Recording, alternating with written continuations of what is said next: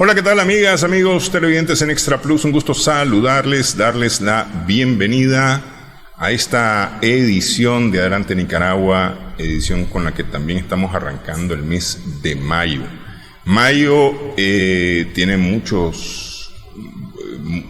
festividad, mucha efeméride para recordar, empezando desde este mismo viernes, 1 de mayo, en que se celebra el Día Internacional de los Trabajadores. No es el Día del Trabajo, es el Día Internacional de los Trabajadores, el 1 de mayo. En recuerdo por los mártires de Chicago, por un lado, que exigían mejoras condiciones laborales, igual que un poco más tarde que se instaura la celebración del 8 de marzo, el Día Internacional de la Mujer, por la lucha de las trabajadoras que están pidiendo también mejores condiciones de trabajo, de vida y trato, sí. Se eliminar el trato discriminatorio que había en los salarios y ya eran una fuerza laboral determinante. Sí, pero bueno, esa es la primera celebración con la que arrancamos mayo, el Día Internacional de los Trabajadores. Felicidades, aunque ya no está trabajando porque ha decidido dedicarse a vivir de la renta. El doctor Rafael Casanova Fuerte, historiador que continúa trabajando siempre en la investigación, en la elaboración de documentos del rescate histórico. No deja de ser trabajador. Esta es la más reciente. Este es un discurso de un 1 de mayo, el 1 de mayo 2016, sí. Que lo publicamos, lo editó la UNAM, sí. Y se llama El claro oscuro en la historia del movimiento popular en Nicaragua, un poco tratando de plantear lo que es el rescate del rescate de las luchas político-sociales, porque hay mucho énfasis desde el siglo XIX en los aspectos político-militares. Lo político-social se ha trabajado poco.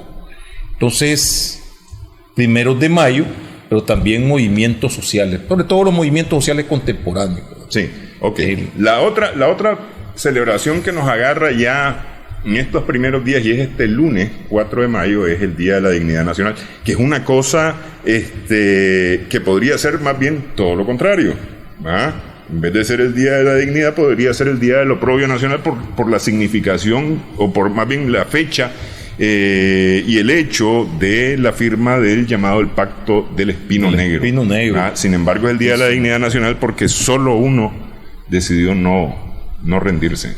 Sí. No claudicar ante sí, el 4 de mayo es la firma del Pacto Stinson-Moncada por eso se llama Espino Negro, porque bajo de un espino negro. Allá por Tipitapa. Y recordando casualmente de que Moncada la bautizó a Tipitapa en un acto servil como Villa Stinson. Tal vez recordando un poco aquello de la resistencia que hay a los nombres. Pero el pueblo nunca le llamó Villa Stinson, se le siguió diciendo Tipitapa y tenemos a Tipitapa como tal. Porque en realidad es un problema, puede ser dos aristas. Es el día de ese oprobioso pacto, ¿verdad?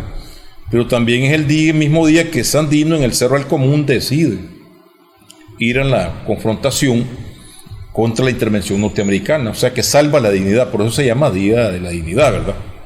Hay muchas coincidencias en eso, y lo podemos, no sé, digamos, porque sería hablar antes de tocarlo el 1 de mayo, revisando con detenimiento vemos que Sandino regresa exactamente a Nicaragua el 4 de mayo, entra a territorio nicaragüense el 4 de mayo de 1926, o sea, cuando viene de México. Va a Niquinomo a ver los problemas, a arreglar los problemas personales y anda en un itinerario hasta que se va a la parte norte a formar el grupo. Se une el ejército liberal ya dentro de la guerra constitucionalista, en la mina de San Albino. Y es coincidencia que un año después se da lo del 4 de mayo. Pues bien, si nos remitimos también al 1 de mayo como fecha histórica e internacional, hay que preguntarse por qué, dónde está el origen.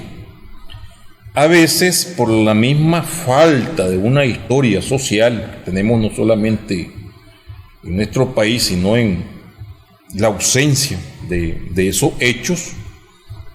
Si vos vas yo he estado en muchos programas de historia universal, historia mundial contemporánea, salvo en algunos países se abordan las luchas sociales, ¿verdad? Pero en este caso es muy importante la urgencia de emergencia del movimiento laboral obrero, que se da en la segunda etapa de la revolución industrial y es donde surgen las ideas socialistas. Pero las ideas socialistas surgen como una respuesta a las duras condiciones que tenía la clase obrera en los países industrializados. No se diga las condiciones en otros países que eran dependientes, o sea, en las periferias.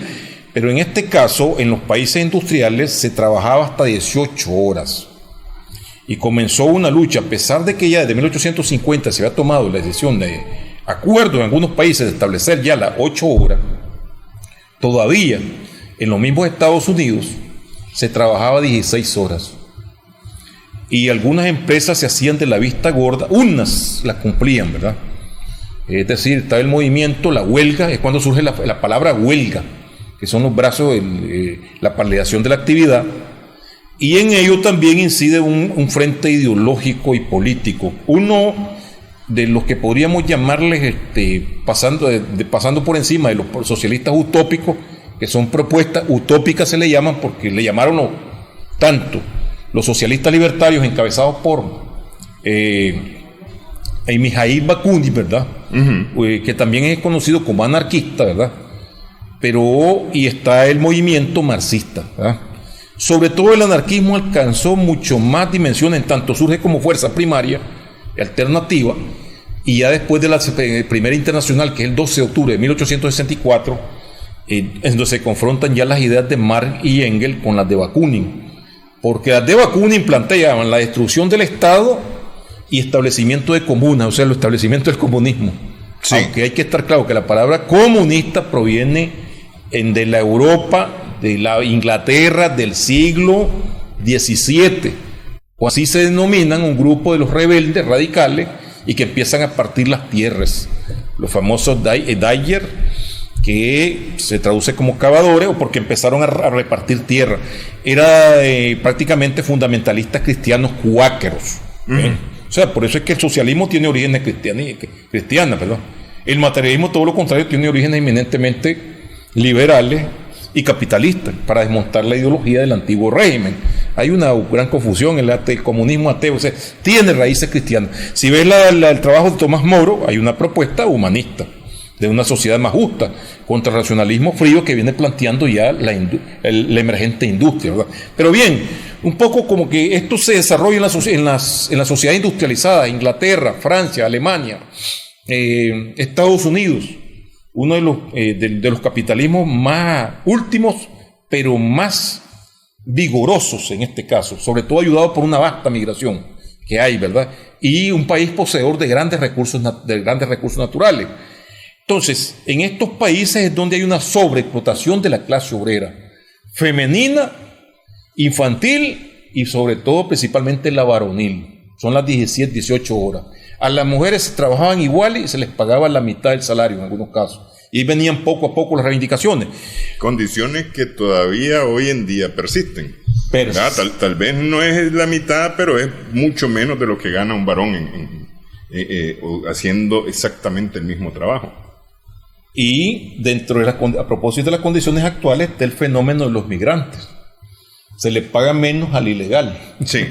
Y a la ilegal todavía menos. Y a la ilegal, por favor, es víctima de acoso sexual.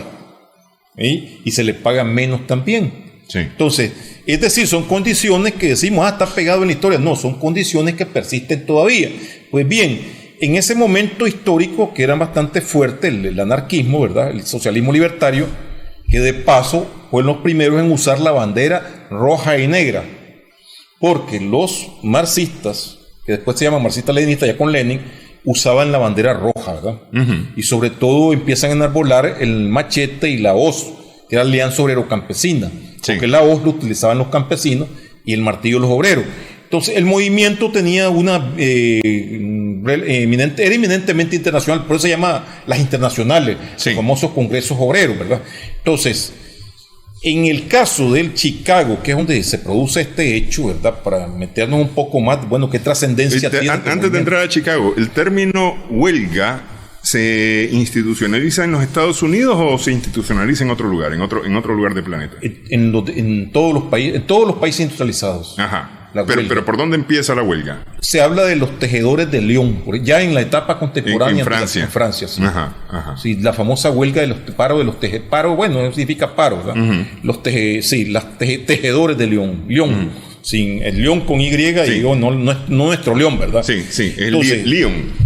Estos movimientos, del movimiento cartista, y está el movimiento donde se empieza a escribir las cartas y todo eso que vienen como riposta al increciendo de la industrialización y de la mano de obra ya que tiene que vender el obrero. Entonces ahí es donde surgen las propuestas socialistas, ¿verdad? Entonces, estos obreros organizados en sindicatos, en su proceso ya última etapa de desarrollo, sindicato, clase en sí, clase para sí.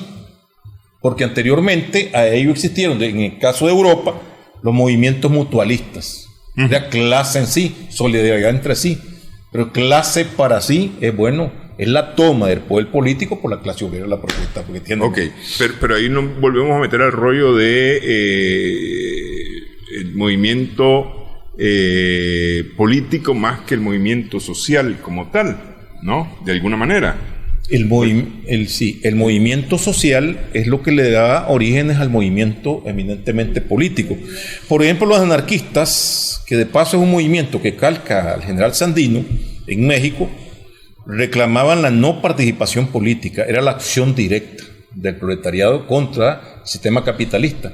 Pero no tenían previsto o no tenían como fin tomar el poder.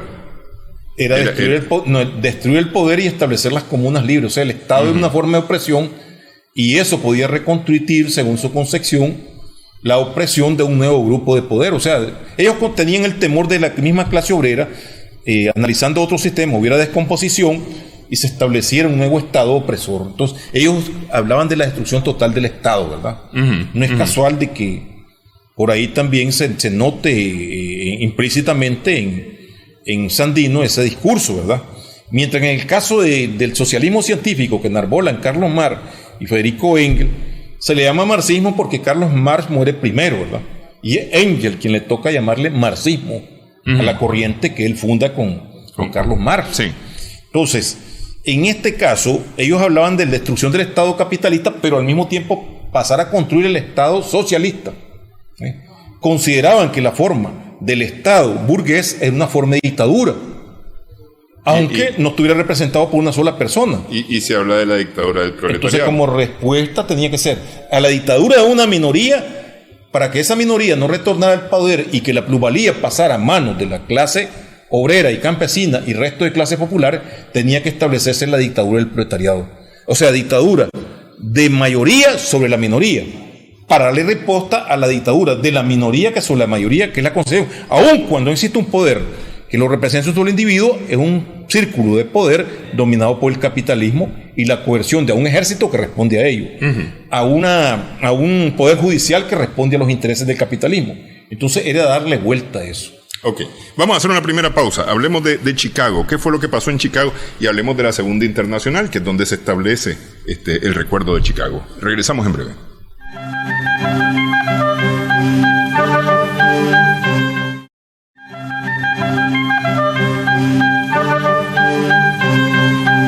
Seguimos en Adelante Nicaragua en Extra Plus en esta conversación con el doctor Rafael Casanova Fuertes, historiador. El 1 de mayo de 1886 empieza la huelga en Chicago para lograr las 8 horas. Tiene su punto máximo, su punto más importante, justamente el 4 de mayo, 4 días más tarde, con la llamada revuelta de High Market.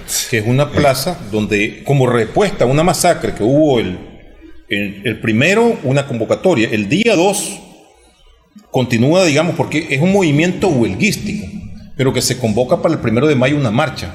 El segundo día de la marcha es atacada la manifestación y mueren 6 obreros. Ahí no se produce la muerte de policía. Entonces se hace una nueva convocatoria, pero además ya una masa enardecida, y se paraliza la ciudad. Recordemos que Chicago es uno de los centros industriales más importantes. Ahí estaba la fabricación de vehículos. Ahí no es casual que ahí sea la fabricación de de la línea Ford, de la línea pues, de los vehículos. Pues.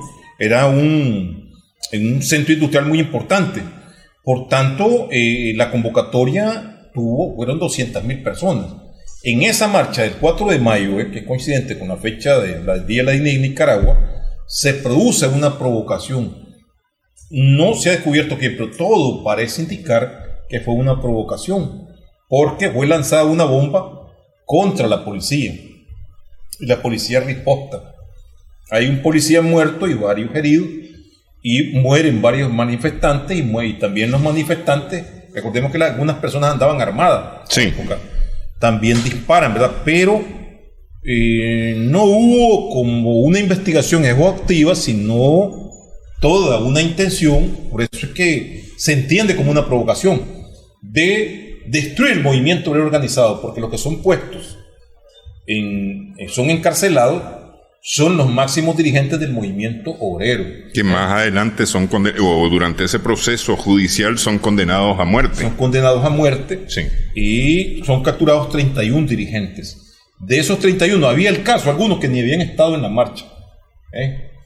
Y fueron, el juicio fue lleno de irregularidades. Y en ese sentido jugó un papel muy importante la prensa.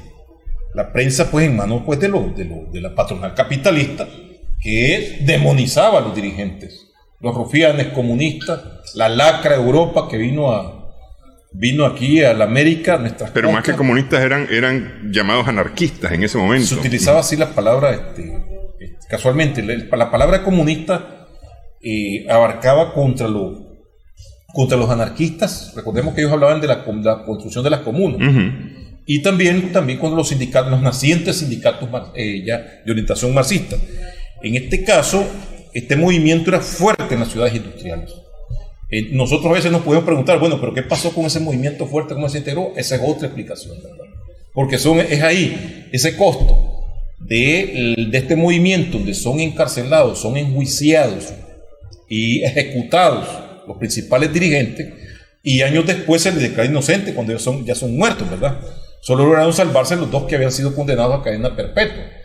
Pero esto te demuestra la gran irregularidad, pues la justicia, el marco jurídico norteamericano, qué grande que es. Pero bueno, los declara sueltos hasta que ya los mató, ¿verdad? Pero también las reformas sociales las logran imponer. Y posteriormente hay una serie de reformas sociales que están dirigidas no solo a beneficiar a la clase obrera norteamericana, sino a desmovilizar a los movimientos comunistas, tanto marxistas como anarquistas y de otra índole socialista que existían en las principales ciudades norteamericanas, y lo vinieron logrando, pues, y sobre todo lo logran en el periodo de la Guerra Fría. Pero desde entonces hay unas reformas sociales que vienen paralizando. Pero posteriormente, como vemos, también, paralelo a eso, las transnacionales trasladan la miseria a las periferias. Cuando hablamos de periferias nos referimos a las partes donde las colonias o los lugares que están controlados por ellos, que en este caso Nicaragua, Cuba, donde está bien, a los estadounidenses les pagaron en dólares la hora, y en los de los países de la periferia, haitianos, cubanos, panameños, costarricenses, hondureños, etcétera, etcétera, etcétera, etcétera, se les pagaba en la moneda local y se les pagaba por día, por jornada, ¿verdad? Se trasladaba la jornada de 8 horas. Entonces, la jornada de 8 horas fue ese costo.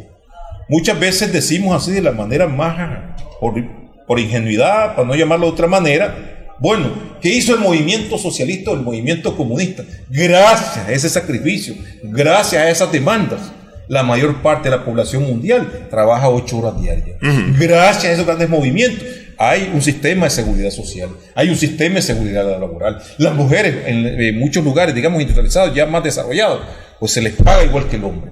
Es decir, son logros que hizo todo este movimiento social influido por las ideas socialistas. Son ideas que fueron libertarias dentro del sistema capitalista y lograron imponerse. Actualmente vemos como locura, pues eso que se trabaja en 14 horas diarias, 16 horas diarias, pero en ese tiempo se miraba como normal, y que a la mujer se le pagara menos. Recordemos que no sería inferior, y eso lo asumía la colectividad. Y por ignorancia creemos que eso lo hizo el sistema capitalista, como que se le entregó por la monetización. No, fue las grandes luchas que desarrolló la clase obrera internacional. Entonces, por eso es que en la segunda internacional de 1889, que es encabezada por Engels, ya hay un predominio ya de los marxistas. Ya no es el pleito del 64 de la primera entre anarquistas y socialistas. Sí. Ya es un predominio de los seccionales ya marxistas y se declara el 1 de mayo como Día Internacional de los Trabajadores. Esto, por supuesto, que tiene una respuesta. Hay estados que se niegan a incluirlo como día libre. Pero los obreros no lo declaran día libre. Día libre para que salir en manifestaciones.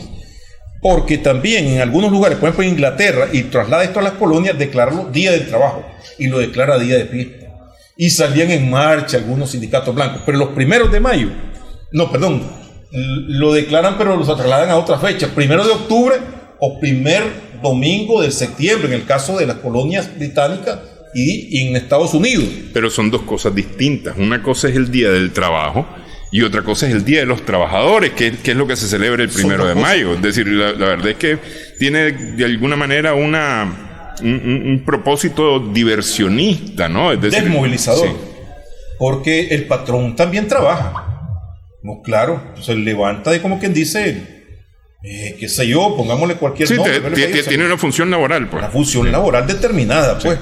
En este caso, y soy trabajador. Pero el obrero es una cuestión que, es decir, el Día Internacional de los Trabajadores como colectivo son los que le mantienen prácticamente el capital, la plusvalía al gran capitalista.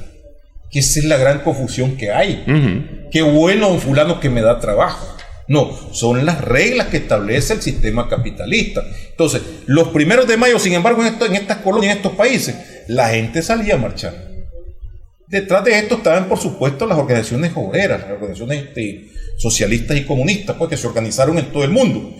Pero era una forma, como dije, de desmovilizar en octubre, en septiembre.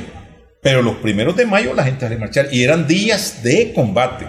En algunos lugares salían sin autorización y la policía los reprimía. Portugal, España, Francia. Aquí mismo, Rusia. En Nicaragua, yo recuerdo el 1 de mayo del año 79, fue una masacre tremenda aquí en donde hoy es el mercado Roberto Güembe. En la Plaza Don Bosco, llamada. Sí, ahí fue una masacre tremenda, es decir, de trabajadores que se estaban manifestando ese 1 de mayo del 79. Ya ese 1 de mayo se da el calor del crecimiento de la lucha antisomocista o sociopolítica. Pero en los años anteriores, la represión yo fui capturado, por ejemplo, en 1 de mayo. Llegué a hablar en nombre de los estudiantes. A ver, todos los de la mesa ahí, no se mueva nadie. Nos encañonaron a todos. Te vas vos, y seleccionaron a quién se llevaban. Pues, y eso lo hacían todos los años. Y todos los años salían. Ya no aprendían la lección ustedes. Sí, para nada. Yo recuerdo que tuve una divergencia una vez con un buen amigo mío que él venía del mundo estudiantil universitario. Yo me metí es mi experiencia personal, que no es la máxima. Yo estaba en secundaria y nosotros salíamos a las marchas cuando había marchas. Y luego, cuando prohibieron las marchas, era que celebrábamos en la Casa del Obrero. Que por eso yo estuve en total desacuerdo y condené y lo condeno. Eso que se hayan vendido las casas del obrero con el pretexto que las no somos. Todas esas casas del obrero en todos los departamentos de Nicaragua se convirtieron en escenarios de lucha, donde tomaban la palabra personas como Julio Buitrago, como dirigentes del movimiento estudiantil.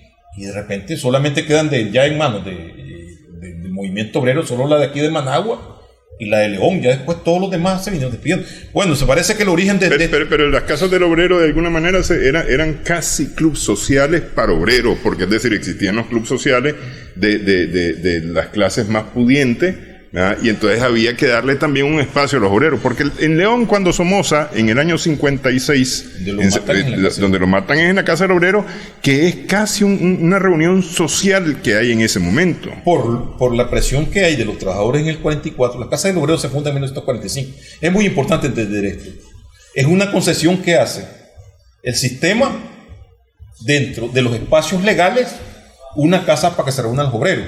Pero hay dos niveles. Están los pequeños patronos artesanos, que son los que prácticamente asumen la administración, pero le ceden las salas a los sindicatos. Y esa, es decir, prácticamente como que todo el de lunes a sábado era de del movimiento obrero como tal. ¿Cómo se llama? Del movimiento, de este tipo de movimiento artesanal que llamamos una especie como aristocracia obrera, o sea que era club obrero, pero no eran obreros pues prácticamente. Pero, el domingo era donde se reunían los trabajadores, entonces habían pleitos siempre por eso. Allá recuerdo que en Rivas los desalojaron y los ubicaron en una sala, y en esa sala se hacían los mitines cerrados, que la guardia llegaba a reprimirlo. Entonces fueron escenarios de lucha.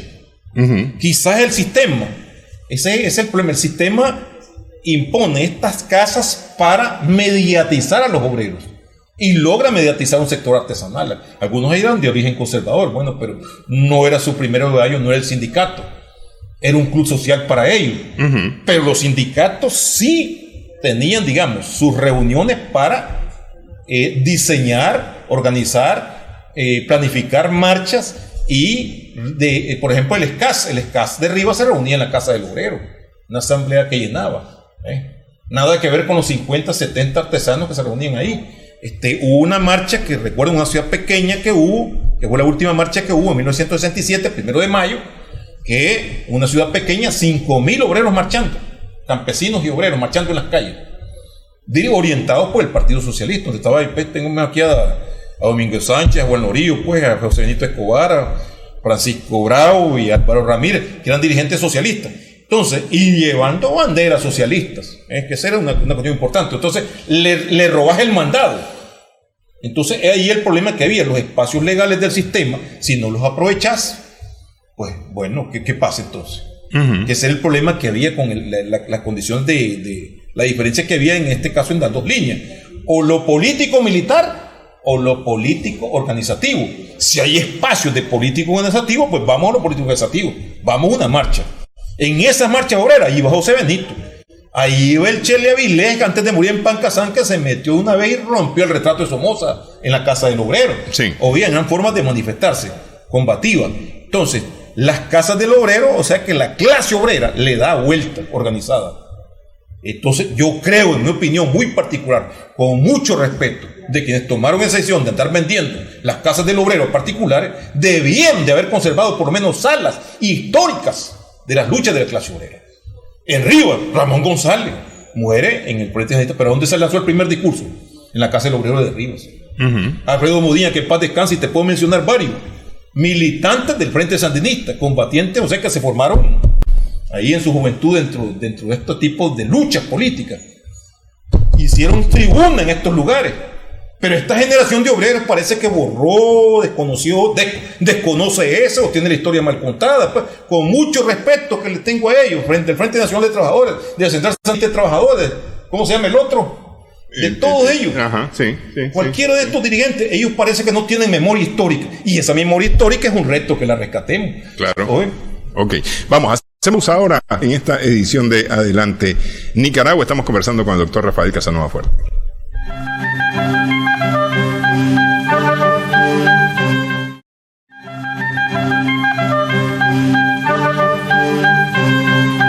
Seguimos en esta edición de Adelante Nicaragua. Estamos conversando con el doctor Rafael Casanova Fuerte, historiador, a propósito del 1 de mayo, Día Internacional de los Trabajadores, que incluye a los trabajadores del campo y a los trabajadores de la ciudad. Es decir, porque aquí, es decir, cuando se instaura en 1889, con la Segunda Internacional, se habla de los trabajadores todos. En general. Sí. En general. Sí, lo que habría que ver está cómo llegan estas ideas a Nicaragua. Y de igual manera como a las, todavía llamémosle sociedades rurales, semirurales o dependientes de la América Latina. Las ideas, de igual manera como vemos, no se quedan en un solo lugar, así como está pasando actualmente con los virus, ¿verdad? Y con los avances pues, que hay en la comunicación. Entonces, las ideas socialistas llegan también a los países latinoamericanos, pero que tienen que ver a su vez con el crecimiento social y económico de los países. Por ejemplo, en este caso, podemos hablar de que entre la mediados del siglo XIX y las primeras décadas del siglo XX, en Nicaragua hay un proceso de proletarización, semi-proletarización. Ahí está la disolución de las comunidades indígenas la extensión de la propiedad terrateniente, pero también el crecimiento de las ciudades. Entonces, en primeras formas organizativas de las clases populares en el sector urbano son las mutuales. Algo similar a lo que pasó en las sociedades preindustriales en Europa, pero obedeciendo a las condiciones de Nicaragua. Es con Celaya, principalmente, en donde se produce el crecimiento, llamémosle sustancial, de la población urbana, crecimiento de Managua como centro económico. Entonces, contradictoriamente, había mutuales influidas por los partidos políticos, mutuales conservadoras y mutuales liberales. Dentro de esas ya se empiezan a colar las primeras ideas socialistas, porque estamos hablando dentro del marco del mismo atraso, donde la idea, está la intervención norteamericana, que es una particularidad de Nicaragua sobre muchos países de América Latina, en el sentido de que hay un sentimiento de rechazo a la intervención. Entonces, las mutuales que se vienen configurando veían al liberalismo nacionalista, que es fundado por Celaya, como un referente también. Sí. No es casual que el poeta, es el fenómeno de que tenés que salir hacia afuera. Salomón de la Selva es un gran dirigente obrero, no solamente es conocido como poeta. Y vemos de que él es influido una ideología, pero un liberalismo radical antiimperialista. Entonces, no es casual también de que dentro de las mismas mutuales conservadoras hay un sentimiento antiintervencionista también.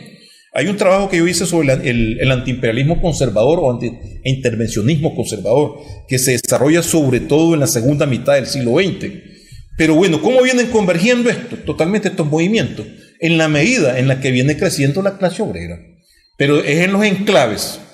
Cuando hablamos enclaves, bananeros, madereros, mineros, en donde se protagonizan las primeras luchas sociales. Está la famosa masacre que se da en el Río Grande, que ha sido poco estudiada. El Río Grande de Matagalpa. Pero que es ya en el área de Celaya, donde los obreros vienen marchando, y el ejército conservador ametralla, es decir, fue una matanza.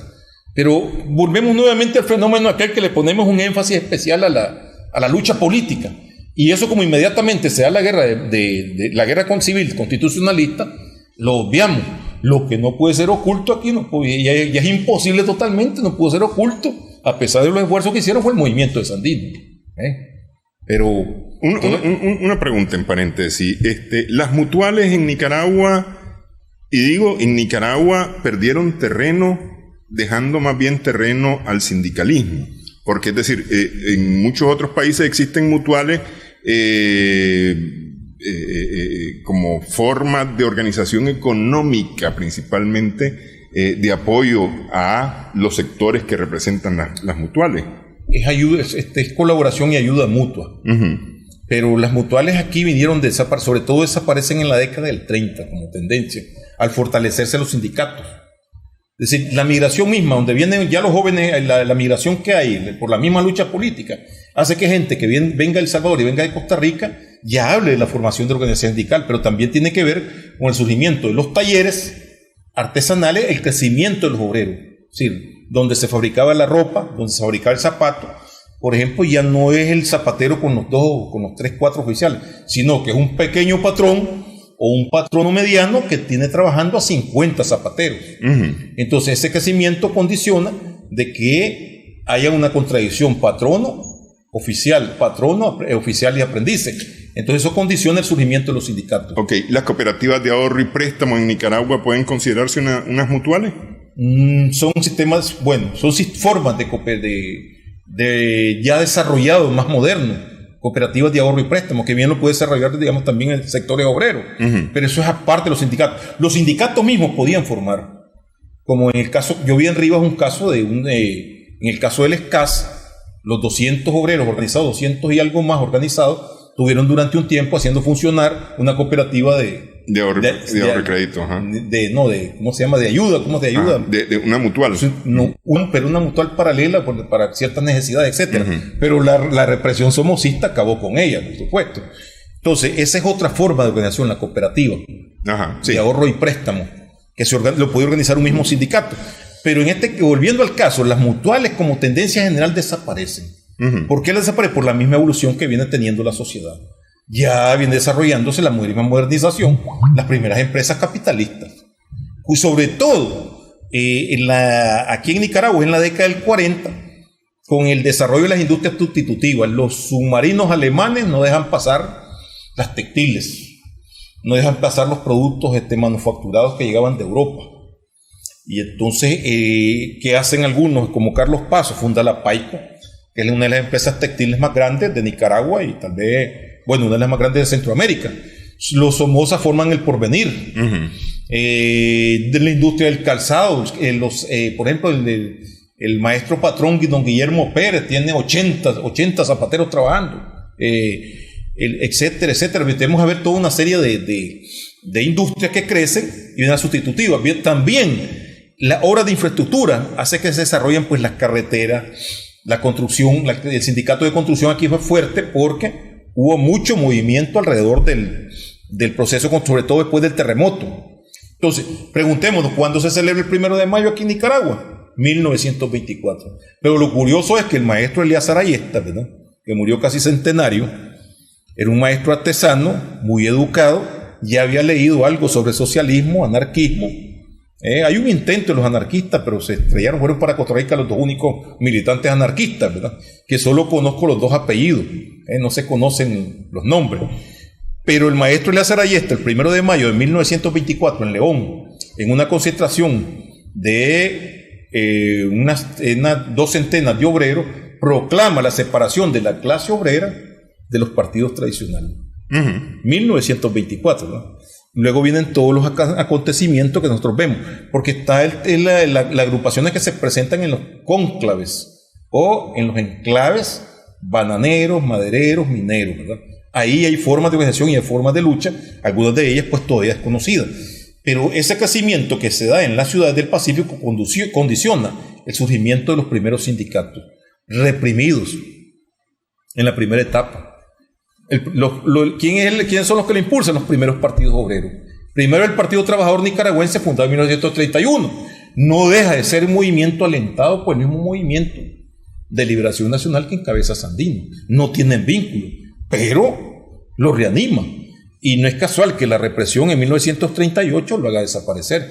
Luego estos obreros que se van a Costa Rica, los dirigentes, vienen a formar el segundo movimiento obrero, en un crecimiento, una dinámica el crecimiento de la clase obrera en Managua y del movimiento popular, que es entre 1944 y 1948. ¿Por qué 1948? Porque también en agosto de 1948, 10 años después, quisieron desaparecer el PTN, casi hacen desaparecer al Partido Socialista Nicaragüense. Encarcelaron a 300 militantes y a 80 dirigentes en todo el país. Pero es un movimiento muy amplio, que tiene una serie de contradicciones, pero no ha sido estudiado debidamente. Entonces, de ahí en lo adelante, el 1 de mayo de 1924, en lo adelante, hasta yo diría, hay un corte en 1979, la gente empezó a salir a la calle. Empezó a salir a la calle a manifestarse todos los 1 de mayo. No era una celebración que se ponían a beber guaro, sino que salían planteando sus demandas.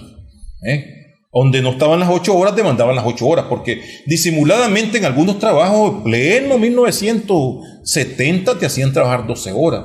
Un caso de esos ejemplos, los famosos servicios, restaurantes, moteles, lo que hacían que te pagaban las horas extras, pero te obligaban a trabajar las 12 horas. Entonces ahí salían los obreros con sus demandas. Y aquí hubo movimiento. Y no había salario mínimo. No había salario mínimo. Y si lo había, lo disimulaban. Por ejemplo, ahí andaban algunos inspectores, para ser justos, fueron honestos. Ahí me contaban la historia de un inspector que trabajó en Granada y que en Nandaime llegó, fue una sorpresa, pues. Hizo temblar a los patronos. Ahí tenía el fenómeno que los obreros de origen campesino y los laborantes, por su analfabetismo, no sabían que tenían derecho. Y ese inspector, cuyo nombre no está registrado, llegó con mano dura y como que dice, como una bendición de Dios para esos laborantes, porque inmediatamente lo obligaron a pagarle. Estamos hablando de 1970 y algo, iniciativa de él. Los movimientos obreros sindicales, también los activistas que se metían en el campo, algunos de ellos eran asesinados. Sí. No es el caso de Efraín González y Romel López en Matagalpa. El caso de Lidia Maradiaga. El caso de, por ejemplo, en el caso de Pozo Ortega, se desconoce que algunos activistas sindicales fueron metidos en ese saco. Lo que pasa es que estalla por la muerte de Arteaga, que era dirigente del Partido Conservador. Pero Juan Ángel embuzonó a un poco de gente ahí, que provenían del movimiento sindical. Y el escándalo que se produjo con el asesinato pues, de Lidia Maradiaga, que estaba embarazada, un crimen horroroso, pues. Pero muchas muertes quedaron en el anonimato. Entonces, es decir, yo diría, el 1 de mayo como tal es una fecha que en Nicaragua fue conmemorada de forma combativa. Luego ya vivimos nosotros, ya lo más para acá, una generación que los 1 de mayo, en los 80, eran jornadas combativas, demandando el cese de la intervención, y también donde los obreros y campesinos y todos los asalariados del campo y la ciudad y las clases populares demostraban su apoyo al sector, en este caso el sandinismo, que reivindicaba a las clases populares. Entonces, posteriormente en los 90, es toda otra historia y es más cercana. Porque estamos en la fecha, no se celebra el 1 de mayo, bueno, que es día de fiesta. Creo que en el caso, en el 2012, fallece casualmente un 30 de abril el comandante Tomás Borges Martínez, y se traslada para ahí la fecha porque es un día antes. Pero yo diría, con mucho respeto, ¿verdad?, por el comandante, que creo que es muy importante, una figura muy importante en la lucha contra la dictadura y el sostenimiento de la RPS. El 1 de mayo es el 1 de mayo. Y hay que ver, bueno, de que aquí hay un personaje que hay que rescatar, que es muy importante, que fue uno de los que apoyó la publicación de este libro, de este libretito, pues, que era un discurso mío, donde hablo de la historia del movimiento obrero popular en Nicaragua, Porfirio García. ¿Por qué Porfirio García se empecinó en seguirlo celebrando hasta su muerte? El presidente del movimiento la Unión Nacional del Adulto Mayor. Sí. ¿Por qué se empecinó? Porque él tenía orígenes humildes, ¿verdad?, pero orígenes sindicales del movimiento popular. Y no es casual que él, me recuerdo en este caso cuando la reivindicación del UNAM, a diferencia de los nuevos sindicalistas, tenía un lenguaje más parecido con el trabajador que los viejos, que los nuevos dirigentes, porque las reivindicaciones de la UNAM estaban desde 1980. Y él entendía cómo se obtenía eso, se obtenía con lucha, no esperando que viniera prácticamente una palabra de arriba. Entonces era más comprensible que el comandante Daniel Ortega se entendiera con Porfirio que con esa nueva casta de dirigentes.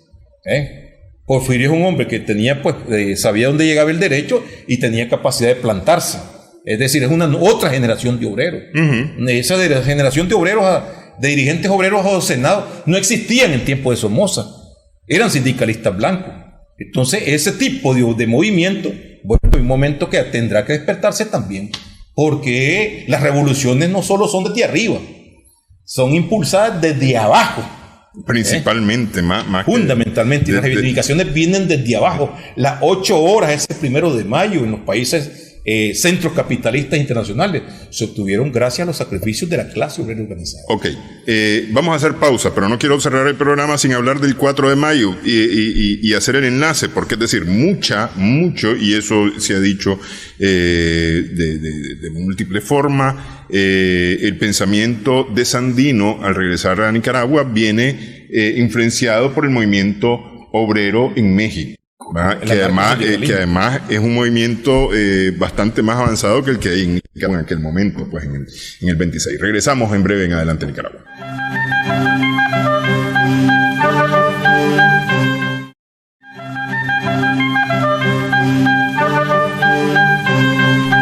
Seguimos en Adelante Nicaragua en Extra Plus. El movimiento obrero en México, en donde se encuentra Sandino antes de regresar a Nicaragua en el año 26, es un movimiento fuerte, especialmente porque, es decir, está relativamente vigente la Revolución Mexicana, todavía en ese momento, el pensamiento de Estrada, por ejemplo, de soberanía y de relaciones de México con todo el mundo. Y las compañías las compañías petroleras, la Huasteca Petroleum Company, había se combinaban dos elementos, un fuerte sentimiento nacionalista y un fuerte sentimiento social. Y es también cuando después de la fundación del Partido Comunista por hermano Flores Magón y el fortalecimiento del anarcosindicalismo, ¿no? Y de distintas corrientes, y todas esas corrientes eran de izquierda, eran avanzadas. Incluso dentro del anarcosindicalismo había fracciones. Cada vez se ha venido investigando un poco más y se combinaban esos elementos, o sea, el rechazo de los obreros mexicanos a la explotación de las compañías norteamericanas, pero además el rechazo nacionalista. O sea, está recién pasada la Revolución Mexicana, ¿verdad? Sí. Una revolución social, pero que también hay un fuerte resentimiento que proviene después desde el siglo XIX contra los Estados Unidos. Entonces, Sandino absorbe todo este pensamiento, contra la United Fruit, contra la Huasteca Petroleum, y una de las ligas que él tiene es con el movimiento anarcosindicalista, o sea, el socialismo libertario de Bakunin. De ahí es donde viene la bandera roja y negra, ¿verdad? Que muy poco se conoce sobre el origen. De ahí viene algunas propuestas, me inclino más porque la tierra sea de cooperativas. Me inclino, es decir, toda una serie de elementos de un socialismo que está fuertemente influido por el sindicalismo, por el anarcosindicalismo, el socialismo libertario. También tiene influencia el socialismo marxista y posteriormente de la Escuela Magnética Universal, la MQ, que tiene ese planteamiento que el mundo está dividido entre la lucha entre los espíritus negros y los espíritus blancos. O sea, la lucha entre el bien y el mal, pero en este caso, los espíritus negros son las minorías explotadoras que existen tanto en el interno como en el externo de los países. En este caso se lo representaba el imperialismo. Entonces, esa influencia de Sandino tiene un peso enorme, pero también hay que rescatar que Sandino tiene fuerte influencia del liberalismo, no llega virgen a México. Fuerte influencia del liberal nacionalismo de Celaya, sí. De Celedón, del centroamericanismo de Morazán, de Bolívar, el ideal latinoamericano de Bolívar. Porque no, hay un momento que él habla y dice de la guerra de independencia, cuando en una carta habla de George Washington, de esas luchas independentistas que hubo. Y hay un momento que él hace una comparación entre ese ejército y el de él, que ahora es todo lo contrario, es un ejército opresor que oprime a las naciones de América Latina, pues en el caso de los marines yanquis, que obedecen a las transnacionales. Entonces, esto implica que cuando estalle la guerra constitucionalista, Sandino se venga a Nicaragua y ve en esa lucha una manera no solamente de cambiar un partido por otro, sino de terminar con la dominación norteamericana.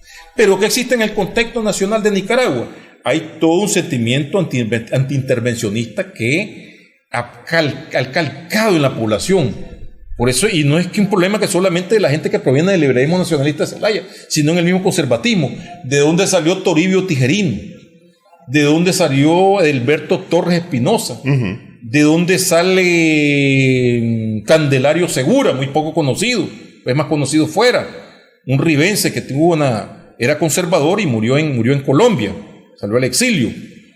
¿De dónde salen toda una serie de elementos que prácticamente provienen de ese sentimiento antiintervencionista? Salomón de la Selva ya mencionado. Sí. Entonces Sandino viene fuertemente influido por estas corrientes.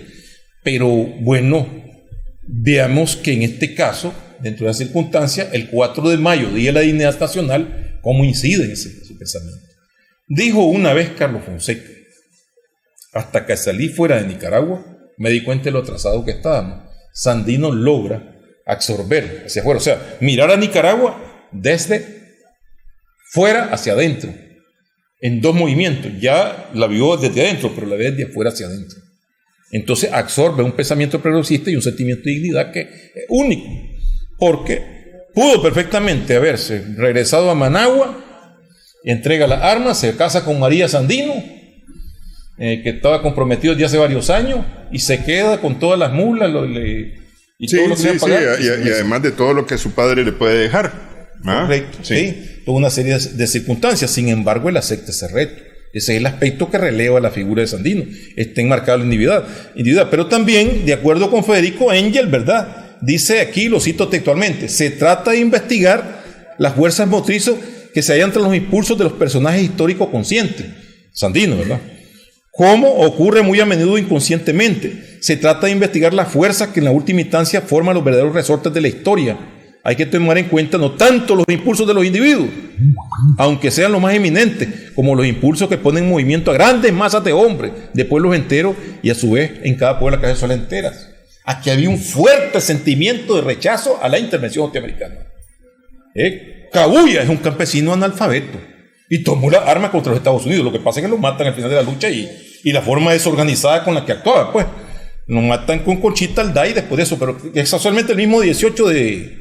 el 18 de mayo, por ahí, o el 23 de mayo, se me olvida exactamente la fecha. O sea, casi paralelo al movimiento. Ni cuenta se da que Sandino se está rebelando. Pero en este caso, cuando hablo de Kabuya, estamos hablando de un campesino que tiene un sentimiento natural antiimperialista. En el caso de Sandino tiene mayor cultura política. Que seguramente está alimentado por una tradición oral, familiar, comunitaria. Sí. Que ha vivido ahí. Por ejemplo, la intervención de 1912 dejó un fuerte resentimiento en la masa de población, digamos, de Occidente. Ahí se combatió la intervención, ¿verdad? Y en Oriente mismo, es decir, aquí Masaya, Granada. Desde el foco de Celedón. Entonces, eso prácticamente... A mí me contaba mi padre, que en cierta ocasión le contó a Huberto Ordeñana que cuando ellos iban en la misma guerra del 26, vieron un grupo de norteamericanos ahí, marines, Entonces ellos le dijeron al general que los dirigía que atacaran a los yanquis. No, entonces no queremos problemas con los yanquis. Es decir, la gente sentía un rechazo. Entonces, ahí hay un fuerte movimiento antiintervencionista natural dentro de la población. Bueno, ¿por qué? Por la intervención contra Celaya, la intervención contra Celedón, la intervención en el país que quedó que se impone desde 1912 hasta 1925. ¿Es más fuerte ese sentimiento, ese sentir de Sandino por la tradición en Nicaragua que ideas socialistas que pudo haber asumido en México? Yo diría que se dan las dos cosas, el nivel interno y luego el fortalecimiento externo que hay. Hay una idea del individuo, pues, dentro de lo que él vivió, y al salir fuera prácticamente hace una síntesis. Bueno, esto es lo que está pasando en mi país. Hay un tiempo para reflexionar. Eso es lo que se ve prácticamente en las personas que salen fuera al exilio, que tienen un tiempo, quizás dentro de la interioridad de las contradicciones, no tienen tiempo para hacer esa reflexión. Y tienen la posibilidad de hacer la reflexión desde fuera. Y a veces hacen una visión comparativa. Él pudo haber hecho la visión comparativa de México con Nicaragua. Bueno, México ha sido intervenido, pero Nicaragua, ¿qué es Nicaragua? Nicaragua es una colonia de los yanquis. Entonces, quizás ese sentimiento que lo vea de una manera empírica, él tiene la posibilidad de elaborarlo de forma más consciente desde fuera. Y lo demuestra en ese comunicado que lanza el manifiesto de julio, que es prácticamente la declaración de guerra a la intervención y su programa de lucha. El manifiesto de luz y sombra.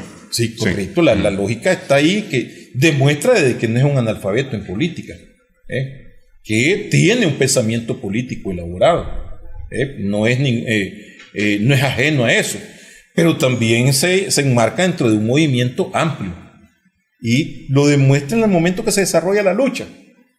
Fijémonos bien un detalle: se inicia en la Segovia, pero ese inicio en la Segovia, a mí me llama la atención que salen 29 hombres con él, de San Albino, y hace el primer movimiento en la guerra constitucionalista. Y cuando sale del Común para Jinotega, va con 29 hombres.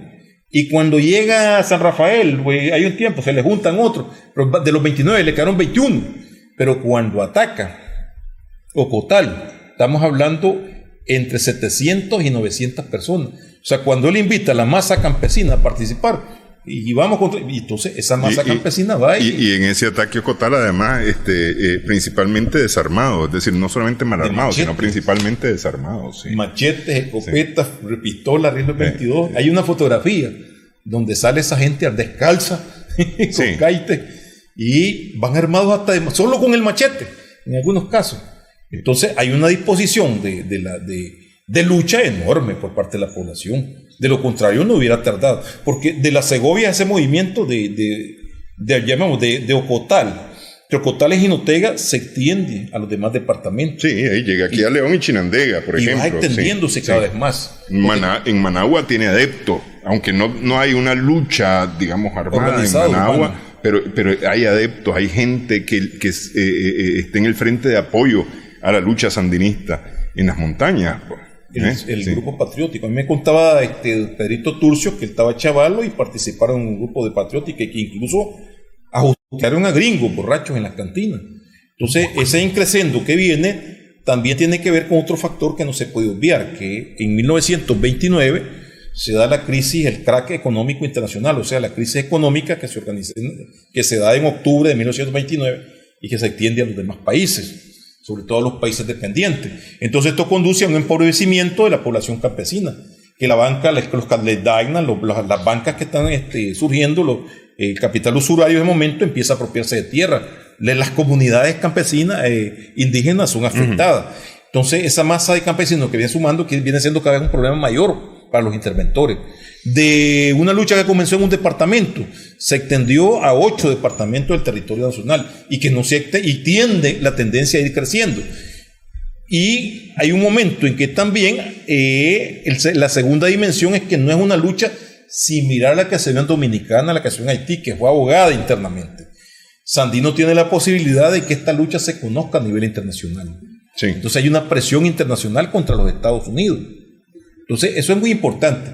Ese paso que dio el Día de la Dignidad, el 4 de mayo, de luchar, bueno, si nos colocamos en la cabeza de él, ¿cuántas cosas pudieron pasar en el momento? ¿Qué posibilidad había de que tuviera éxito en 1927 frente al ejército más poderoso del mundo y él con 30 hombres, con 29 hombres, 30 con él, como dice la historia, ¿no? Y luego tenés prácticamente un ejército guerrillero con territorios donde tenía autoridades. Se habla entre 3.000 y 5.000 hombres, entre regulares 8 columnas, ¿no? Sí. Que actuaban 8 columnas que operaban geográficamente. Geográficamente. Sí.